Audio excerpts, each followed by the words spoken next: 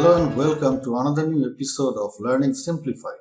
In this tutorial, we will be learning about Tailwind typography.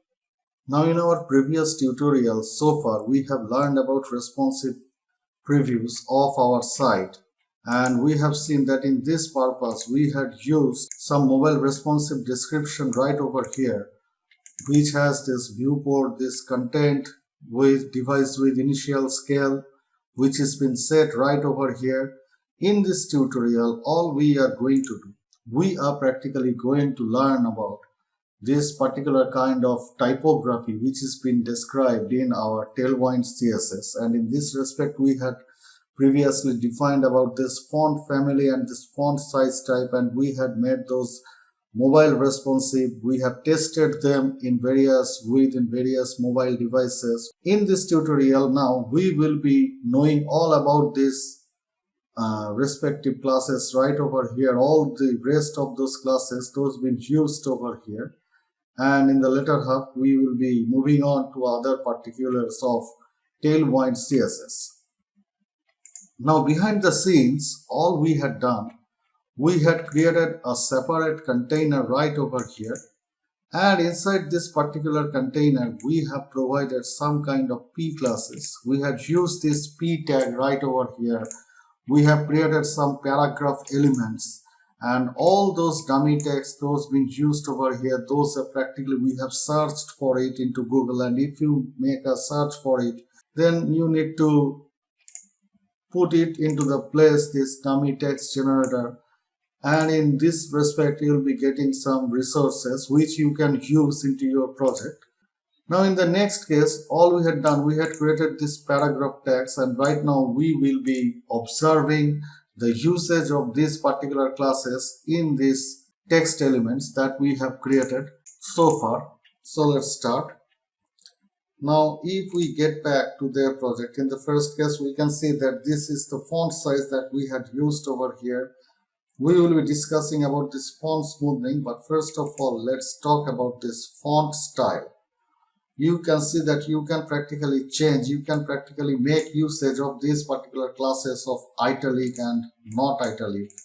So in this case, if we use this not italic class into our element, into our text, for say we are using it for this second para, which is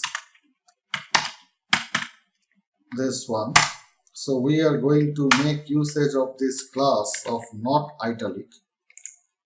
Press Ctrl S, get back to your project and reload, and you can see that there's practically no change into our project as we have used not italic. So let's see what the classes for they are using right over here. We can see that this font style is now set to normal. So instead of not italic, which is a default to every particular Tailwind CSS text components, we will be now using this italic class right over here.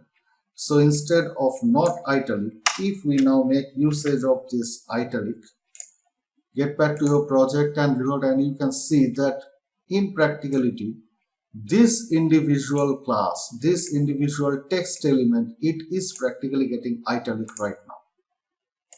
In the similar manner, if we get back to their project, this is the italics and this is the responsive version. You can see that you can set the responsive. We had discussed all about it on many occasions in our previous tutorials.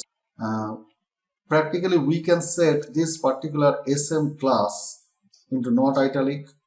In the first case we can set it to italic. That means this will be default for all those previews which is below 640 pixels breakpoint, and after that we can set that beyond 640 pixels up to 767 pixels not italic in nature. For MD it will be italic, for LG not italic, and so on. So this is how you can practically set them into your project. This is the responsive behavior. So practically these are the two classes, those being used over here, this italic and not italic classes, which we can use to change our font styles of our text elements. In the next case, we will be talking about this font weight. So we have this font weight right over here. We can see that in the first case, this is the class font hairline, which is practically using a font weight of 100. There's font thin for font weight of 200, font light 300, font normal 400, font medium 500, and so on. So if we wish to make our font a little bit of bold in weight, then all we need to do, we need to make usage of this particular class of font bold.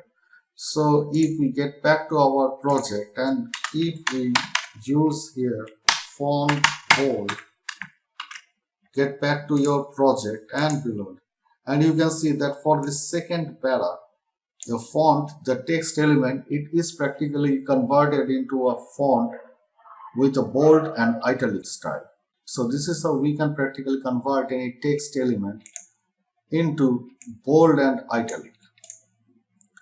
In the similar manner, there are plenty of classes which is been defined over here. We can practically make usage of any of them.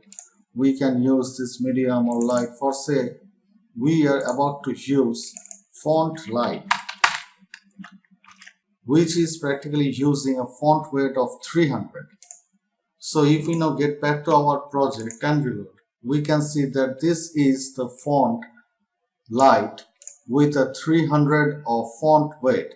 Now if we press F12 right over here and select this particular element, we can see that this is the font light class which has been used along with this particular text element, and the font style is set here to italic and the font weight is been set to 300.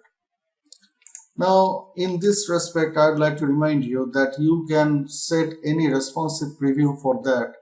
You can set different styling properties for different breakpoints.